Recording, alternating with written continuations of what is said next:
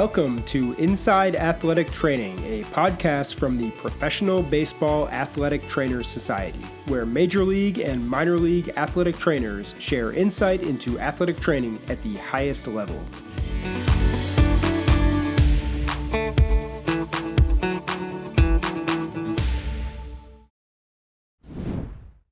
This week on Inside Athletic Training, we sat down with Mark Rogow, the head athletic trainer for the San Diego Padres. Enjoy the show. Mark, welcome to Inside Athletic Training. We're really happy to have you on for our 10th episode. We like to start each episode by asking our guests to share a little bit of information with our listeners about the Professional Baseball Athletic Trainer Society, also known as PBATS, and what the society means to you. Yeah, I'll tell you, Sam, thank you so much for having me. This is really an honor and a privilege to be having this conversation with you today about what we do as athletic trainers. And, you know, in professional baseball, our society has really done a lot for me and for so many of young students over the years. I first got exposed to PBATS when I was in undergrad. There was an opportunity for me to attend a spring training seminar in Baseball City in spring training of 1991, and I was invited to go over there and listen in at that seminar. And at that time, you know, there was no virtual, right? So we jumped in the car, we went over there, and I was just blown away by the professionalism, the education, the camaraderie of the athletic trainers. And that was my first exposure to PBATS. And it was really a great, what seemed to be a great group of professionals.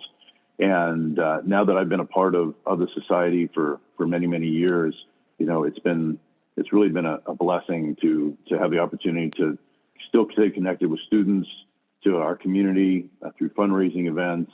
You know, really also share internationally with students that have an interest in coming in, and us also going overseas and learning from our peers, connecting with so many people within medicine and sports medicine in particular with our peers in National Athletic Trainers Association. So it's been really a great bridge and connector for us as professional baseball athletic trainers to the world of sports medicine, athletic training as a whole.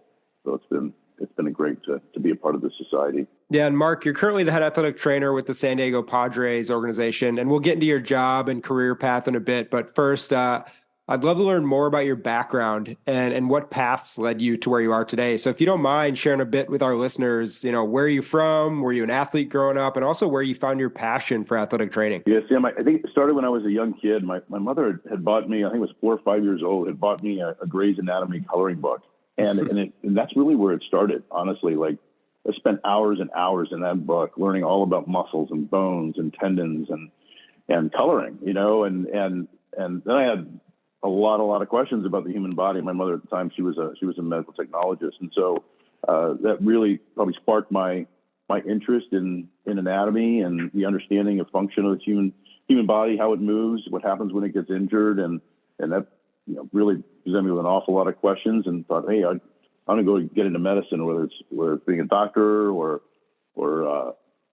surgeon or an athletic trainer. I wasn't really sure which path I wanted to go, but that's where it really all started. And then as I grew up and became somewhat athletic and got into sports and had my share of injuries, that sparked even more interest for me. And when I got to high school, getting introduced to the school athletic trainer there, Doc Buncher, at North Miami Beach Senior High School, he really turned me on to the world of athletic training, and then it just took off from there. Yeah, it's really interesting. A lot of our guests mention they started playing sports, and their own injuries kind of led them to gaining interest in the field of athletic training. So that's definitely a common theme. Moving on to the world of Major League Baseball, there are a ton of paths taken from athletic trainers to get to the big leagues and break into the game of baseball. We know you spent time with the Pirates and the Mets, but can you share a little bit more about the road that you took to get where you are today in your career? Yeah, sure. It was a little bit of a bumpy road. Yeah, it was, I think for many of us, you know, it's kind of the road not yet traveled. I wanted to kind of find my own way. And you know, after high school, I knew that I wanted to continue to follow this path in medicine. when I realized that I wasn't going to make it as a professional baseball player, that's when I really, really turned it up to learn more about the human body, and got introduced to the University of Florida athletic training program, and spent my last couple of years at the university with the Gators and with many sports, most of which was football, and learned just a ton, and had a lot of great mentors and super leadership there that really continued to kind of fuel my passion for wanting to learn more about how we can improve the care of our athletes, student athletes at that time, of course. Had a gentleman had called from the Pittsburgh Pirates and called our training room at Florida, was looking for a certain individual, and my bosses, at that time had not heard of that person, but did know somebody who would be interested in getting into professional baseball. They knew that I was interested, and so they passed my name along to this athletic trainer within the Pirates organization, and that's where I made the connection. And from then became an intern with the Pittsburgh Pirates in summer of '91. At that time, I was also going to massage school. So as I was finishing up my undergrad, I figured, you know what, let me do everything that I can in my power to become the best athletic trainer that I can be. And one of the ways that I had heard from some of the folks that I had met within PVATs and within professional baseball had said, you're going to need good manual skills. And so the idea of going to massage school really interested me. So once I went to massage school in Gainesville for 6 months, and that was another way for me to help kind of not only be a separator, but really be a difference maker to me whenever I put my hands on my athletes, because of the understanding of tissue and the role of touch and what it can do to improve motion and improve function and tissue pliability and those kinds of things. And that had really helped me, throughout my career. And so that was one thing that I wanted to do to help separate myself. And I got the opportunity to intern at Pirate City. From there, I hadn't quite finished yet my undergrad. It was the next year that I finished my undergrad and went back to school and got an offer to start with the Pirates that following season. Also got an offer from the Expos. And at that time, just a real quick story, back then the money was quite different. Pirates had offered me a full-time job at $14,000 a year. Expos offered me $8,000. And these are Wow. full-time jobs, right? Like spring training all the way through the season, instructionally, the whole bit. So you're working, 8 to 10 months and for that. So, kudos to all of our peers and professionals that have really have done a great job to elevate, our income. We've come a long, long way over the last 20, 30 years, thank goodness, for not only major league, but for minor league athletic trainers. We still have a ways to go, but it all started there, and it really wasn't about the money, then of course it was really about getting started and working my way and, road to the big leagues and make a difference with, our professional baseball players. Spent 15 years with the Pirates career. I started in Gulf Coast League. I was there for 5 years, went from rookie ball to AA, was there for one full season, was ready to make improvements and repeat AA again, but then had the opportunity to become a coordinator that following season. So, back then we didn't have like a rehab coordinator, a strength and conditioning coordinator, and an athletic training coordinator. They were all one person. So that's what I took on, was being the strength and conditioning, the rehab, and the athletic training coordinator, all in one position. Did that for 4 years with the Pirates, which was invaluable to learn so many skill sets and to be able to have to communicate with so many people, far from just the players, obviously the coaching staff, the managers, the front office, vendors, students, when it came to hiring, it was an invaluable experience. And then after my 10th season in the farm system with the Pirates, I got a call from Ken Biggerstaff asking if I'd be interested in joining the Major League Club. And didn't take me long to say no. That was off season going into 2001 year, and spent 5 years with the Major League Club. Mike Sandoval, who also was one of our minor league athletic trainers, was also called up to the big leagues. So he and I, who were in the minor league system together for that past decade, had an opportunity to go to the big leagues. So we went to the big leagues together, which was really special. And he's continuing on. He's assistant athletic trainer with the Rays. I know they're doing great things over there. So it's great to continue this career with having so many great peers across the game. But From there, at the end of my 5th year with the Major League Club, there were a lot of changes. So they let go of all the coaching staff, manager, and unfortunately, I was one that was also let go. And for myself, Sam, there's a lot of different ways you can think about it when you get let go and your contract doesn't get renewed. It's happened to many of us. My choice was to look at it as the glass is half full.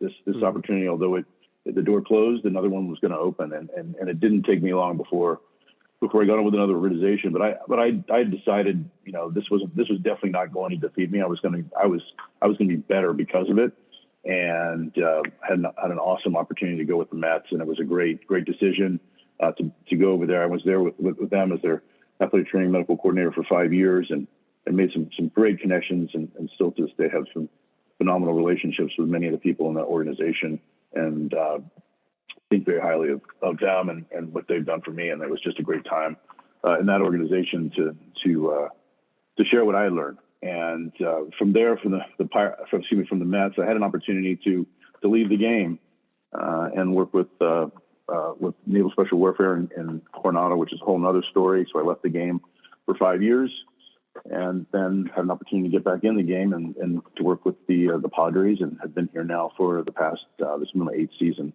with the Pirates. Be with the Padres for the last 8 seasons as a Major League athletic trainer. So.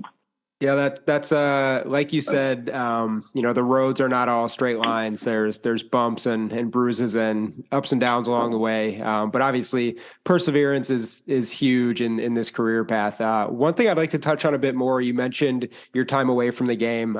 Pretty unique, I would say, from, people we've talked to take a break and move in another direction career-wise. So you served as the sports medicine program manager for the Navy SEALs as part of the United States Department of Defense.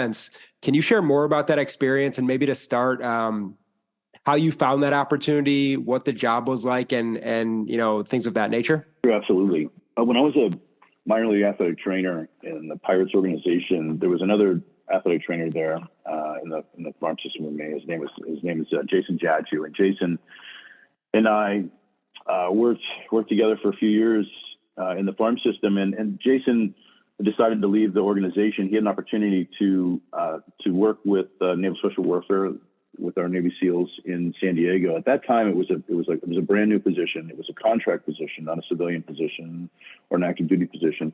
It was a contract, so it was a bit of a leap of faith on his part to leave the job and go into a new situation. And what he did was he really laid the groundwork for future athletic trainers within Naval Special Warfare. He was stood up in a trailer on a piece of tar on the command there in Coronado, and he and I stayed in touch over the years. And at that time, there was just a huge uptick of combat that was going on and activity around the world.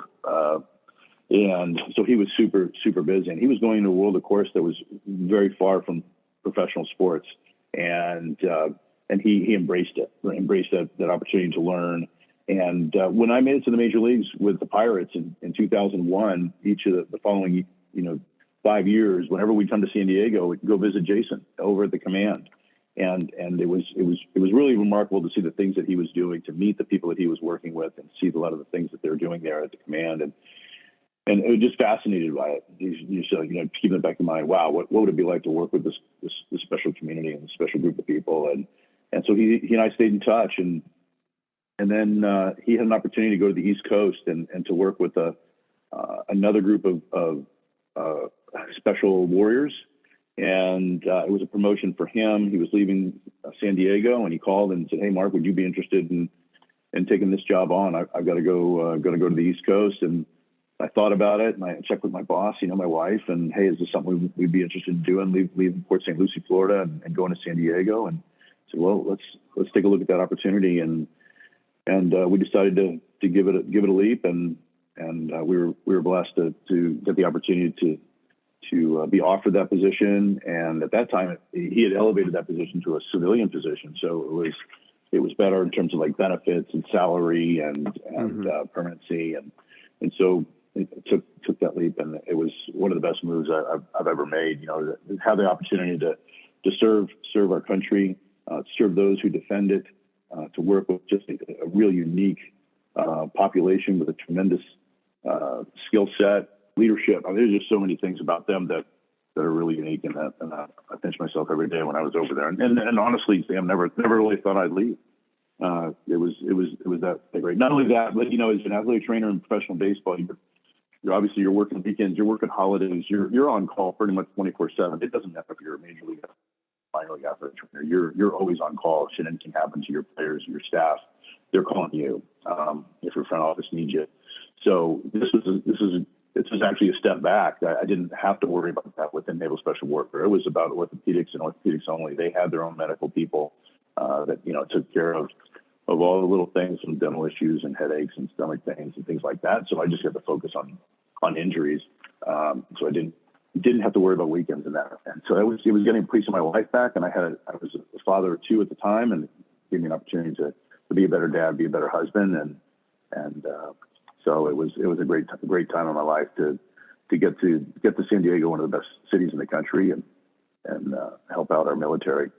Shortly thereafter, at the end of that, the Padres had come through. We would often get different teams that would come through, and I stayed in touch with many of my peers. I felt like it was my job, my responsibility to provide the best care that I could for our special operators, and that meant staying connected to the community, not just in professional baseball, but across all sports and across medicine in general.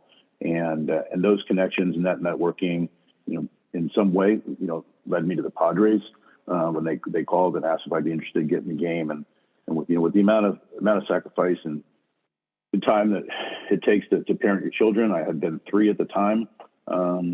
When I left Naval Special Warfare, it was all about whether or not my wife was going to be able to take that responsibility, since I was going to be gone so often. And she said, "Let's do it." So I got back into the game with the Padres, and it was a great fit, obviously, because we were living here at the time, and our children were embedded in community and schools, and we had a home, and not only that, but the trajectory in which the organization was going and what they felt like was really important to them was also very, very important to me, in terms of we wanted to be the best in class in everything that we do, including education for athletic trainers and support and tech and things like that for our players. It was almost like a no-brainer. So it's been a great ride to this point. Yeah, Mark, that's really interesting. You've had the opportunity to work with so many different groups of talented individuals, from Navy SEALs to professional baseball players. It's really a unique career path that not many can share with you. Going back a bit now to when you were breaking into the game of baseball, who were some of the role models or mentors that you had as you were getting into the field of athletic training and professional baseball? Yeah, so it's interesting. I mentioned earlier about the gentleman that called from the Pittsburgh Pirates looking for an intern, and his name was Bill Henry, and Bill took me under his wing. He was an ATC CSCS who really was my first mentor within the game, and boy, did I learn really quickly about what work ethic really meant, and caring about your players, and being responsible for everything that you do, and asking tough questions, and just learned an awful lot from Bill. And there was an easy handoff there with Kent Biggerstaff, who oversaw the entire department. Biggie had a huge influence on me, both professionally as well as personally. And he opened the door to so many of the greats, when I was getting to know, Dave Pursley and Gene Monahan and Richie Mansell and Jeff Cooper, Gene Gieselman. Like, the list goes on and on. These guys, to me, they were icons. Like, these were professional baseball athletic trainers that I not only looked up to, but I was like, man, if I could have the type of career that they have had, some of the things that they have done, those were the guys that the gentlemen that I really look up to, and I stay in touch with several of them now. Even now, when I have some tough questions, things that I can't quite figure out on my own, I call them. These super not only professionals and friends, but they're awesome problem solvers, and those guys, to me, have been invaluable in my career, and have made quite an impact on me. And now kind of the roles have reversed when it comes to you being in the position you are, and becoming a mentor for many minor league athletic trainers, people that work under you at the big league level, but also students. I'm wondering, what advice would you give to college students looking to get into athletic training in professional baseball, whether that's a skill, a personality trait, a character trait, or what advice would you have for those students looking to break in? Yeah, Sam, I think a lot of it does come down to personality. When I look back on my career, and I look back at what kind of little I knew when I came out of undergrad, when I came out of the University of Florida, like I knew a little bit, like enough to get started, but it's what I've learned over the years that's really helped me be a good clinician. So to me, those are the things that you can develop over time, but your personality, your work ethic, are so important. Like really critical early on. You know, not having an ego and wanting to put others first is tremendous to me. Like when I say like no ego, that means like, you know, being humble and doing everything you can to get answers. You know, it's super important to learning and being hungry to learn, asking tough questions, and stay interested. You know, just when you think you learn all you need to know about the shoulder, there's a wrinkle or curveball that comes along that proves you wrong. So it's very important to continue to be open-minded, and you have to be a good teammate. Like you're working alongside athletic trainers that are working incredibly hard as well, and you need their support and they need your support. You know, the same thing goes with being able to communicate and being a good teammate with your coaching staff and your front office, ownership, and everybody. Being able to communicate and relate and understand, you know, and showing them that you care. It's one thing to say it, but you need to take action in doing so. And so I think those are all traits that are, to me, that are invaluable. And those are a lot of the traits that we look for with our interns and with our prospective athletic trainers that we're looking to hire. So it's really important in our organization. The skills will come, but we're looking for those that have a really good handle on what they want to be in terms of a young, eager professional who's hungry to learn. Yeah, that's great advice there for students. Really beneficial stuff for sure. Shifting gears a bit. I know your staff in San Diego, you guys do an awesome job, but you have an incredibly talented roster of players on the field that you care for. Can you talk a bit about what it's like being the leader of that staff that cares for some of the most well-known and talented athletes in the league? From a standpoint of, you know, you guys are competing for championships. There's so many high-profile guys on the team. Is there anything different that goes into your job when you compare that to working for a team that's rebuilding or has less talent or just not as much high-profile stars on the team? That's a great question, Sam. I think the short answer is no. And I say that because we treat them as individuals. The one thing that is different, I will say, like truthfully, is more than anything, I think, is their age. You know, Sure. when I was with the Pirates organization, you know, it was all about kind of rebuilding, right? And we're working off of, you know, our player development program was so important. We're going to be promoting, you know, multiple players every year to the major leagues, and that's a relatively young roster. Those situations really aren't far different than the ones that we're in right now. Yeah, we have an awful lot of talent, but they are older players, and that presents with new challenges. We treat them very, very similar. You know, we're trying to get the best out of them. We're trying to get them to be more resilient, focusing on recovery and hydration, checking in with their nutrition. Like all of those things are super critical, whether they're a young major league player or they're a veteran major league player. And you know, yes, part of it is their personalities that differentiates. They all have plenty of talent, but in the end, we're treating them all the same, and we're doing everything we can for the individual. And I think that's probably more important, right? Is like identifying the individual needs of the athlete, regardless of what level they're at.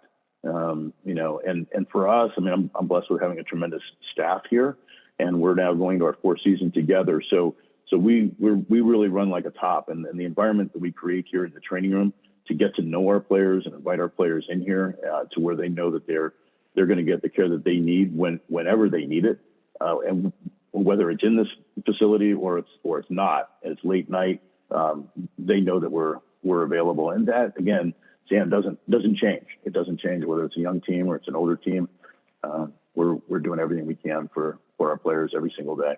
Yeah, that makes total sense, Mark. And, from a fan's perspective, a lot of people would wonder, you guys are predicted to land somewhere atop the NL West and compete for a title this year. And just like years past, is there added pressure to the sports medicine and athletic training staff when you guys are, under the burden or whatever you want to call it of really high expectations? I think in some small way, yes.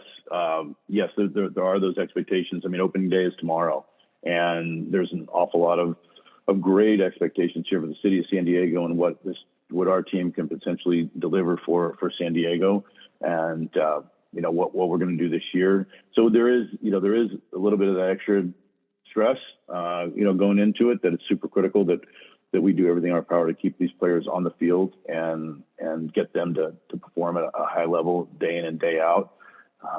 But I think it kind of goes back to what I said in terms of, we're going to do that regardless of our expectations. And we're really, really going to have to work hard. And I think, when we get into the challenging part was like what we dealt with last year. And that is how do you handle October, right? When these players have been playing already for really 7 months, if you go back to spring training, and what their bodies are going to be like in October when they need to be at their best, and there may not be a whole lot of gas left in them, So it definitely takes some creativity, a lot of communication with not only them, but with our doctors, our coaching staff, in terms of how we're playing them and what we're exposing them to get the best out of them. And that's where it's super, super important that we're tightened up with our coaching staff, our strength coaches, all those that are part of our system, everything all the way down to our massage therapists, our acupuncturists, and everybody, so that we can make sure that each and every one of them are going to be able to go and play well come October. Yeah, and you mentioned opening day is tomorrow as we record this on Wednesday, the 29th. And you just got done with a grueling spring training time in Arizona there. Now you're off to the regular season. And I think, a lot of people who might not know a lot about the athletic training profession might think that you get to the field and the stadium, get some work in before the game and then handle injuries after. But, obviously from knowing you guys and members of PBATS, there's really so much more to it than that. Could you elaborate a bit about your day-to-day when it comes to the regular season? Yeah, it's certainly for myself, it doesn't start when I get to the ballpark. It starts generally in the morning. I wake up and there's, between the answering the text messages that came through overnight or the emails that came through, there's usually anywhere from a half hour to a couple hours of work really at the start of the day to get going. And there are a number of things that we're usually doing before we get to the ballparks to make it a little bit easier when we get there. So trying to head some of those things off before we get in. And then we're usually rolling into the ballpark anytime between usually 11:30 and 12:30, and we have a meeting before we open the training room at 1 o'clock. So the meeting's usually anywhere between 12:30 and 12:45. We go over the players we need to talk about, and you guys that have restrictions.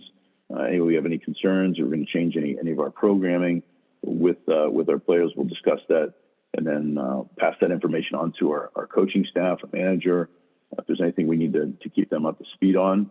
And then shortly thereafter, players start rolling in, and we're treating them for the next few hours until batting practice starts. And then we'll go out there and take care of batting practice. And usually during batting practice, there's also some treatments that are going on. So we all share that responsibility, making sure that the guys that are inside are getting taken care of, whether their day is done with their own workouts, or they're getting ready for the game. And then game will start. And that's really the time of the day for us to kind of decompress a little bit. But then during the game, we'll have players that'll be coming in, usually our pitching staff, and our starters will come in and get some treatment. So we'll usually 2 or 3 of us are inside handling that, while a couple of us are taking care of the bench. And we have TVs all over the place inside here, whether we're home or on the road, whether we're in the weight room or we're in the training room or whatnot. So we're keeping an eye always on the game, should anything ever happen.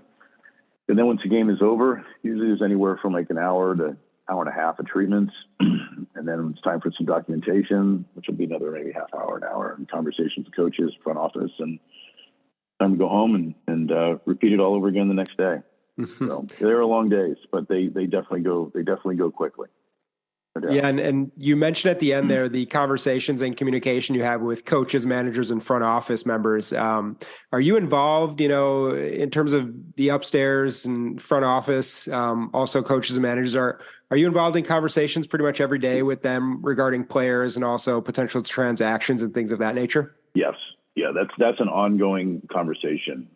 There are a lot of people in the front office that have, obviously have different roles, general manager, assistant GMs, and some that are, more responsible for player moves, for staff movement, for finances, and so it's connecting with who it is that we need to. There's a lot of people that we're involved with. Also have a director of player health and performance that I communicate with directly about how things are going and what concerns we have with certain guys, and he'll also be a conduit for a lot of the messaging to our front office. But for me, it's more important about my consistency with communication with our staff internally, as well as our coaching staff, manager, coaching, and all of that. So yeah, it's a constant exchange of information. And sharing, it's not one way, it's two ways. Like we really, value their feedback and their input. There's some things that they'll see, whether it's movement issues they may see on the field, whether it's, maybe this player said something to them about how their arm felt. Well, they were telling us something a little bit different, so we want to make sure we're all on the same page. What does that mean?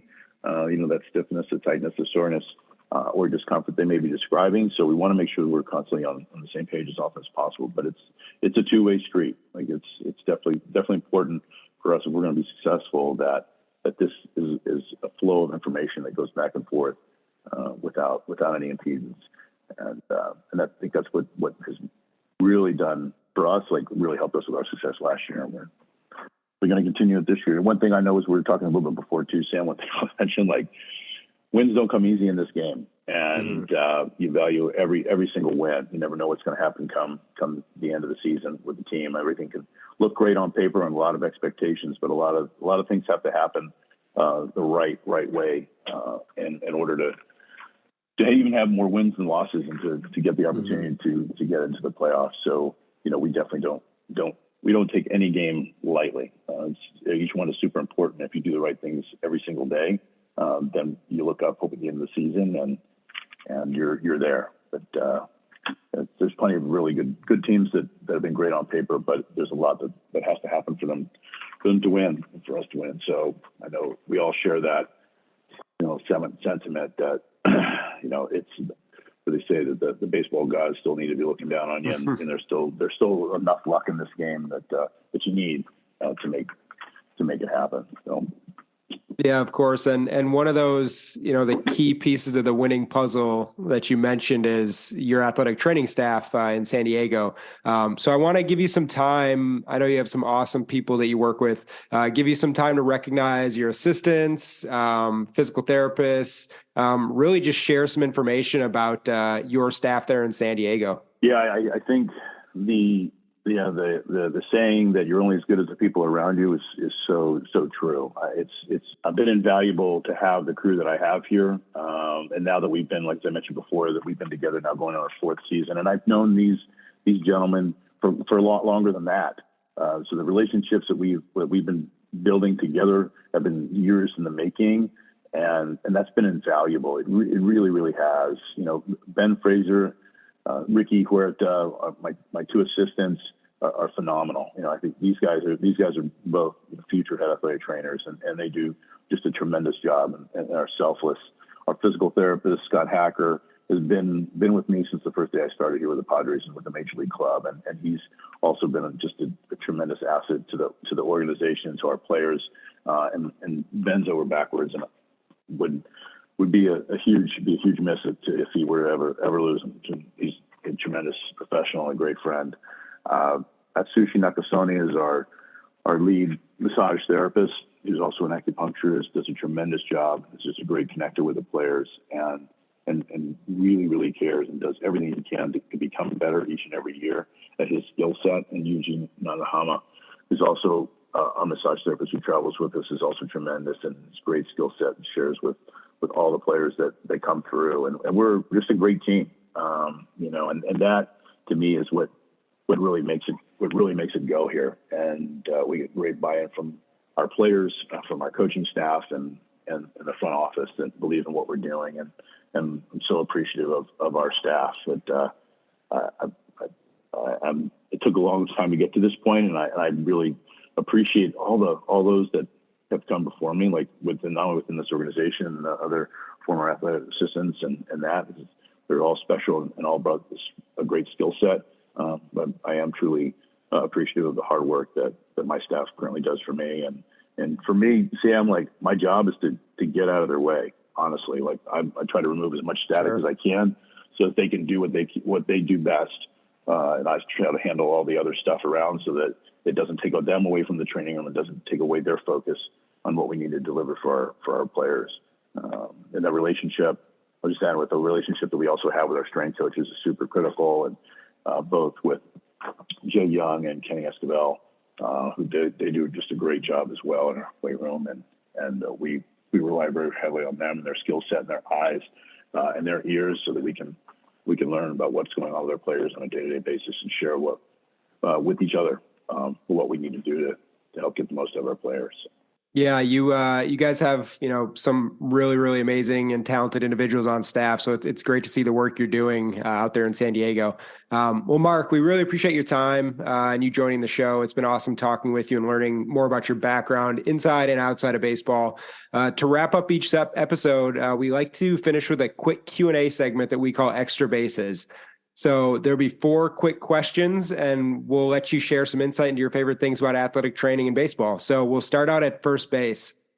What is your favorite athletic training room to work in the big leagues? Well, I have to say that there's no place like home. Of course. And, San Diego, our home athletic training room is phenomenal. It's a great place to work. And some of the things that we have here, we can't get on the road because of our space and because of the tech and things that we have, hydrotherapy and whatnot. So I would have to say that my favorite athletic training to work in is our home athletic training room. Outside of here, like, if there was one other one, I think on the road that I have to say might be Atlanta or maybe Yankee Stadium. Probably those two. There's a handful of others I really enjoy working in, but my favorite would have to still be San Diego. Yeah, it's getting interesting. We ask a lot of the head athletic trainers around the league this same question. And oddly enough, I think you are the 5th person who's mentioned Atlanta as their favorite road athletic training room. So kudos to George and his staff and the engineers of that training room, because it's definitely popular across the league. Moving on to second base here. And this might be another, San Diego's very, very tough to beat as someone who's watched a game from the stadium. What's your favorite stadium to watch a game from the dugout? Yeah, I'd say San Diego is. There's a phenomenal backdrop, and the crowd here is absolutely electric. So this would have to be my favorite. My second favorite would probably have to be Pittsburgh and PNC Park, because of its backdrop and also what it meant to me in that organization and when I came to the big leagues being there. Although it's quite odd being on the visitor side versus the home side. That was a weird experience, but I'd say there. And then I'm pretty nostalgic and love the game so much at the Wrigley Field, Fenway Park, Old Yankee Stadium. Like, those ballparks to me, like, if I had to pick one that I would want to watch a ball game in, it would be one of those. Like, those are kind of why I got into the game. I grew up going to Fenway Park as a kid, and sat all over that ballpark in the summer months, and that's what led me to love the game of baseball, was going to games in Fenway. So, yeah. I definitely. The backdrops in San Diego and Pittsburgh are pretty much unbeatable across the league, and you won't find any more special place than a Wrigley or a Fenway or something like that. So that makes total sense. So third base now, outside of the actual games and working, what is your favorite city to visit on the road? My favorite city would probably have to be New York. I really enjoy New York. It's kind of, you often hear across the league, like, if you love it or you don't. And I do happen to love New York, and but I think close second would probably be Chicago, and I really enjoy San Francisco. Those are the two runner-ups for me. But New York would be one of my favorite city. Yeah, it's tough to beat the energy there, and in the cities like you mentioned, New York, Chicago, and San Francisco. So we totally understand that answer. Finally, moving on to home plate here. During your time coming up or in your first year in the big leagues or something like that, did you ever have a welcome to the big leagues moment in baseball? Yeah, I think for me, Sam, like my welcome was opening day, and when I got to the big leagues in 2001, it was also the opening day and why it was so significant, not just for me personally, but it was also opening day for PNC Park, and that meant a lot to me because I know how hard Ken Biggerstaff and our front office and ownership worked to build that ballpark, to go as a far cry from Three Rivers Stadium, and I had a chance to see some games in that ballpark, but to get there and be there for opening day of PNC Park means an awful lot to me. And at the same time, it was also what was also memorable about it was the week leading up to that. Sam, we lost Willie Stargell that week, and Willie had been a big part of our organization the last couple of years of his life, and so got a chance to befriend him, and he was just super impactful for me, just in terms of who he was and the human being that he was. He was just this really special individual, and he would come in the training room and hang out with us, and that really connected my staff and I with Willie, and he ended up passing that week before. And so it was a very happy yet incredibly sad moment. We opened the ballpark that week, and so a lot of memories and emotions that week for me getting to the big leagues, because it meant so much to now finally get that opportunity to be a part of a major league club and at a time of special organization, and but definitely blessed to have that opportunity. But that was really a big week for me. So that was my opening to Major League Baseball from the dugout for sure. So. Yeah, that's really sounds like a special moment for you. Well, Mark, thanks so much for joining the show. We really appreciate your time and dedication to PBATS and the profession of athletic training. And we wish you and your staff nothing but the best of luck with opening day coming up tomorrow and also throughout the entire season. Thank you very much, Sam. Really appreciate you having me on. And that wraps up this episode. Thank you for listening to Inside Athletic Training, a podcast from the Professional Baseball Athletic Trainers Society, a show for athletic training students, educators, and professionals who want to learn more about life as an athletic trainer in major and minor league baseball. If you've enjoyed the show, head over to pbats.com to gain access to other free resources. And don't forget to subscribe, rate, and review wherever you get your podcasts. Until next time, thanks again for listening.